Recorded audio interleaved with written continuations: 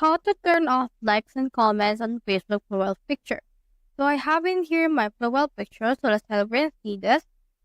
So from in there, if you want to turn off your likes and comments like I did right here, what you can do is you can head over and then upload in here a profile picture that you want to use. So let me head over and then upload right here a profile picture. And then what you need to do is you need to make sure that this share update is turned off. And then next, you can click on this public option right here. You can click on that. And then you need to make this into only me. If you can change it, you can change it later. You can click on save right here. Click on OK. And then as you can see, this will upload your profile picture. Now, once it's done uploading your profile picture, you can head over and then open that profile picture right here. Then click on the three dots. Then from there, click on edit privacy. Then choose only me right here on the list.